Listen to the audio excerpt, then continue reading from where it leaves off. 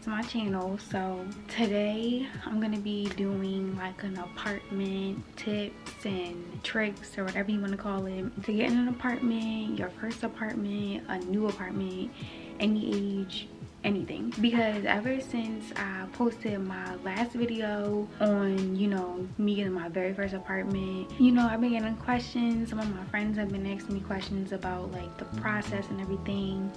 And I was like, you know what, I'm about to just make a video so it can help everybody out. And yeah, I'm gonna be basically telling y'all what I did to get an apartment, and hopefully like it helps y'all, because like honestly I didn't know nothing. Like all of this information, it was kind of like I learned it as I went along. And then also, oh my gosh, I look white. I'm not though. This sun is just like, ew. Anyway, yeah, I kind of like learned it as I went along, and then some of the stuff like my parents told me. So if y'all see me looking down, I have made a list on my phone to like talk about with y'all, so don't mind me like if I'm looking down like that. But okay, so we just gonna get right into the video. Apartment 101, tips and tricks how to get your apartment. So the first thing I have is build credit. Credit, if y'all don't know, credit is really important. Like you can't get nothing, you can't do nothing like serious without credit. Like if you don't have credit, they're gonna be like, no. So you need to make sure you get credit. Start as early as you can. I think you can't start until you're 18. So when you turn 18, get a credit card. Just get like little stuff like food or gas, and then pay it back in time, so you can like build your credit. Like do it that way. I think that's the easiest way. Like I said, I didn't really know much, so I don't really know much about credit. All I know is that it's really important. Me personally, I didn't know any of this until I was like doing trial and error. And thank God, thank you Jesus Christ, that I have the parents that I do, because without them I would not have any credit. Because when I was 18, 19, 20, and now 21, I wasn't building my credit. I wasn't like, I'm not thinking about no credit. I'm thinking about school, you know, my life, what's going on, stuff like that. I'm not thinking about no credit. So when I told my parents like, oh, I want to get an apartment, they was like, okay, good, you like your credit is real good, you're gonna you know, be able to get an apartment. I'm like, huh? Because I wasn't been on my credit, so how is my credit good? And they was telling me that when I turned 18, they opened a student credit card for me, and they've been paying it ever since. They have. And I was like that just made me so, like, because obviously they didn't have to do that. So they've been paying for the past 19, 20, 20, yeah, for the past 3 years, my parents have been, well, when I turned 18, my parents opened up a credit card for me, and they've been paying it for the past 3 years without me knowing. Like I had no idea. So now my credit is like really good, because my parents, especially my mom, she be staying on top of stuff like that. So my credit is like that. It's like that, honey. So yes, like I think the perfect credit score is like 850, and I'm almost at 800. So do not play with her. She is not one of them. I can't even take credit for that though, because my parents did all that. But I'm so grateful for them. I'm so thankful they did that for me. Like you have no idea. But so yeah, make sure you build your credit. That's very important. So yeah, make sure you get good credit, because that's what they're gonna ask. Well, they're not gonna ask for your credit, they're gonna ask for your social security number. And when they ask for that, it's because they're gonna run your credit, and they're gonna look and be like, if it's bad, they're gonna be like, oh, I don't know if she about to pay these bills on time, because their credit not good. But then if your credit is good, they're gonna be like, oh, okay, yeah, she can get this because I know she be paying stuff back on time, so she gonna do good. All right, so that's for credit. So 2 is your source of income. So you need to have a steady source of income. You can't just be like, oh, I want to get an apartment, and you don't have no job. Like, how are you gonna pay for that apartment? It's not gonna pay for itself. So what are you doing? So you can't just, you have to have steady income. And when I say steady income, I mean steady income. You cannot just get a job yesterday and like try to apply for apartments today. You can't do that unless you already have like so much money saved up, and unless that's the case, and okay. But if you don't have no money in the bank account, like, then you're not gonna, like, no, don't do that. Make sure you have a steady income, meaning money is constantly coming in. You're not worried like, am I gonna get paid next week? Am I gonna get money next week? No, you should have a steady income where you're like, oh yeah, I know I get paid every week, I know I get paid every 2 weeks, whatever. So like, it's steady, because you won't have bills that are steady.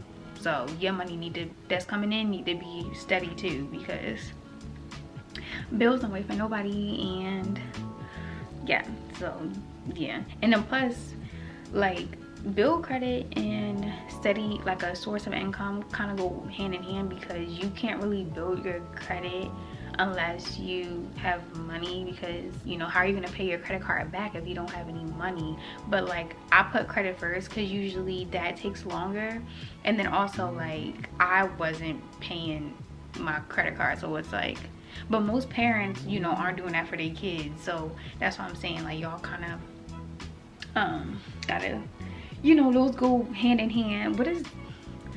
Those go hand in hand. Like, you have to have a source of income, gotta have good credit. And number 3 that is really super important is save. Like, you have to save. You have to save. Like, you can't be just doing whatever, buying whatever you want, eating whatever you want, when you know you're trying to move out, because that money you are using on food or going out to eat, or you know, the money that you're using for that, you can be using to save for your apartment. So try not to do that. In my case, I saved a lot of money, but at the same time, I still was going out and eating and buying whatever I wanted. But I had a lot of money saved up, so I was able to do that. But if you don't have money saved up, don't do that. Like, save your money, so you're not doing like paycheck to paycheck. Like, okay, I get paid 1,000 this paycheck, so I have to pay rent with that, and then next paycheck I get another 1,000, so I have to pay my bills with that, and then you can't do nothing because you're living paycheck to paycheck. So saving is really, really, really important, especially because like, when you first get your apartment, there's a lot of stuff you have to pay for that's outside of rent, outside of bills, that you don't know about. Like, you got to pay for furniture, you got to pay for a security deposit, you got to pay for application fees, and those are just like the stuff that you do in the beginning. So you need to have money for that. So for me, I don't know, I'm just super extra, so I was like, I need to have money in my savings. Like, I need to have money in my savings. So I had 10,000 in my savings before I moved out. But you should have money, and you should have savings, so you don't feel like it doesn't like overwhelm you. Okay, so after, you know, you got your good credit, you got your source of income, you got money in the bank, you save money, your savings account is looking right. Now what you want to do is make a budget. You can like do this like a couple of different ways. Like, there's printouts that you can print out. That's not the word, that's not what I wanted to say, but it's things on like the internet that you can like print out, and then like you can fill out like all your bills, your rent, everything like that. Or you can just do it, like, you can just write down either what you're paying for or what you're going to pay for, and then, you know, do your budget that way. Like, okay, my phone bill is this, my utilities bill is this, my car note is this, car insurance. Like, write down everything so you have a budget. And then for me, like someone like me, I wasn't paying for nothing. My parents was really good to me, y'all. My parents was really, really good to me. They built my credit without me asking. When I lived with them, I didn't pay for not one single thing. They paid for my phone, my car, they paid for everything. So I was a blessed kid. I love my parents so much. So someone like me who don't know what bills to pay, because I ain't never paid them, you write down, like, well, my boyfriend was paying bills, so like I was like, okay, what do you pay for? And then he told me, so I was like, okay, that's what I'm about to have to pay for now. So I just wrote everything down. So this will help you know what your limit is for the rent, because say your thing is 2,000, you don't want your rent to be 2,000, because it's like, yeah, you're over you're over it. Like, because the 2,000 budget is for your rent and your bills. So if you do 2,000 for your rent, then you're over because you still gotta pay for your bills. So make sure you make a budget so you know how your limit is for your rent. Okay, so after you got your credit is booming, your source of income, you got money in the bank, you saving, that savings account is thick, okay, it's heavy. And then you make your budget, you know how much, okay, like this is how much, you know, I'm spending, so I can't go over this when I do the rent. So you make your budget on everything. All right, y'all, sorry, my camera died and it took forever to charge because it was like dead. So now like the lighting isn't as good as now, which I'm sad about. I'm definitely gonna invest in a ring light because what is this? But anyways, so yeah, it cut me off. Next you want to make a list of your needs and your wants. So these are two different things. Your needs should be like, if it don't have this in the apartment, I'm not going there. And then your wants is just like little things you want to have, but if it don't have it, then it's like, it's still fine. Like for example, some of my needs was that it needed to have a washer and dryer in the unit. It needed to have like a good amount of like a storage space. Like I don't want it to just be one closet because that's, no, like I need somewhere to put my clothes. I need somewhere to put like a linen closet. I need a coat closet. Like I need some type of storage space. It had to be at least second floor or above. It had to be free parking. I'm not about to pay for rent and pay for parking. I'm not doing that. No. So those are just some of my needs. And then wants is like, you know, pluses, but if it doesn't have it, like you're not gonna be mad about it. Like some of my wants was for it to be gated. Like I wanted it to be gated, but if it wasn't gated, like I wasn't gonna really trip. I wanted it to have a hardwood floor, but if it didn't, like I wasn't gonna trip over it. Like it's just like little stuff you want, but if it don't got it, like you're not gonna make that big of a deal about it, you know. So yeah, make a list of your needs and wants. So now you got your credit, you got your A+ credit.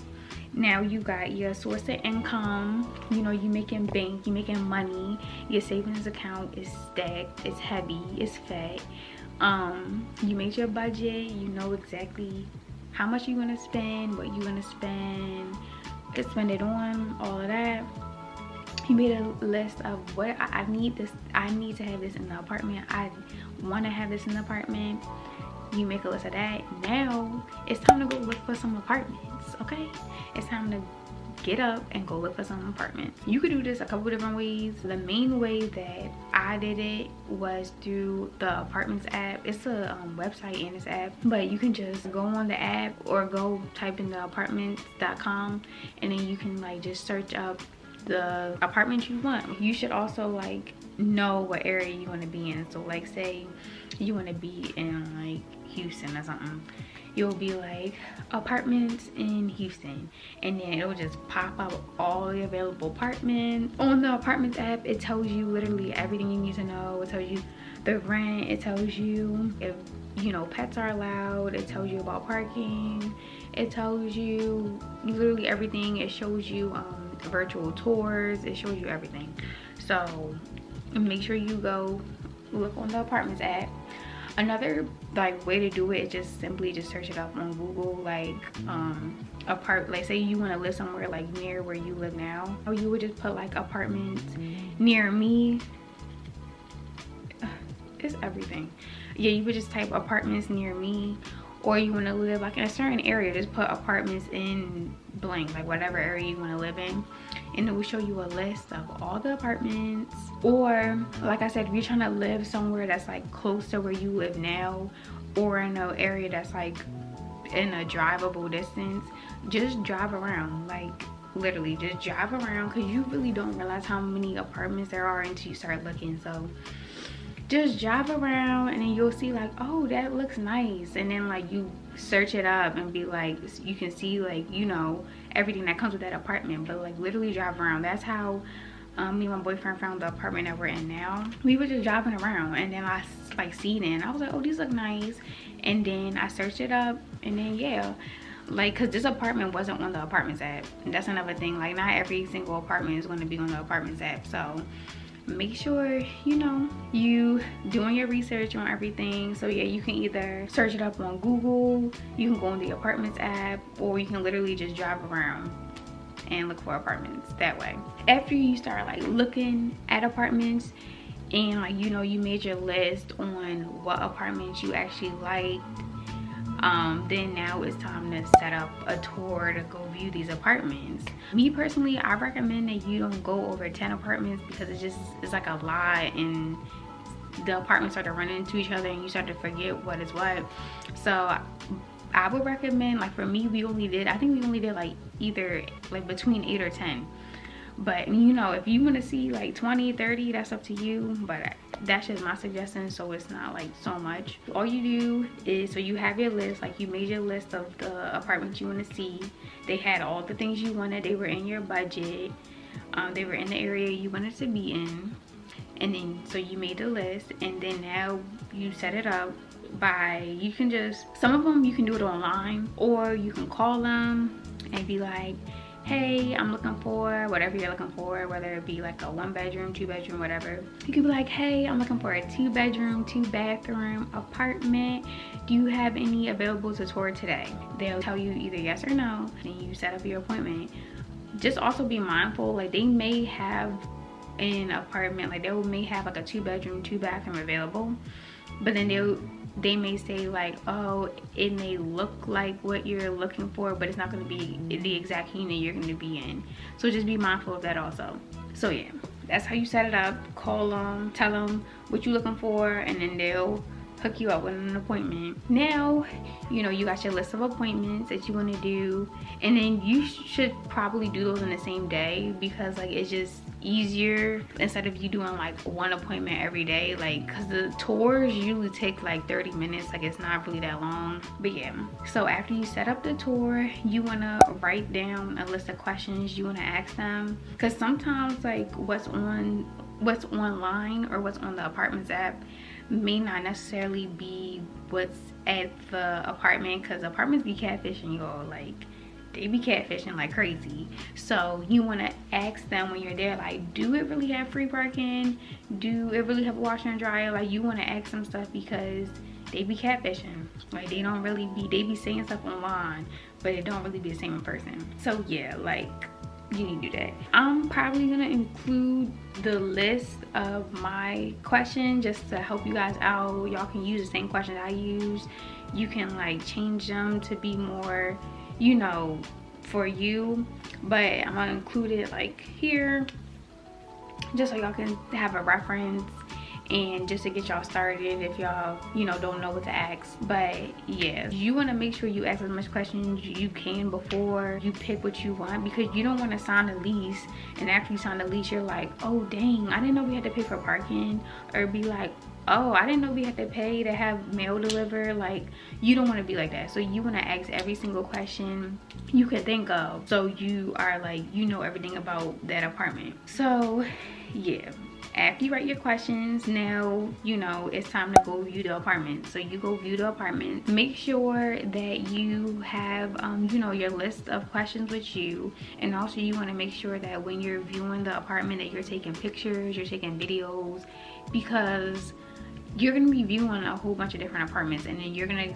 get confused, like, okay, what was this apartment again? So make sure you take videos and pictures of the apartment so you know like which apartment is which. You also want to make a list of like everything the apartment, you know, has, so you know, along with the pictures and videos. Like for me, every single apartment I went to, I had a notebook I had with me so I could like write it down. So I would ask the person like, oh, is I don't know, like, is the parking free? And then they would be like, no, you gotta pay whatever. And I'll write that down like, okay, I gotta pay for parking.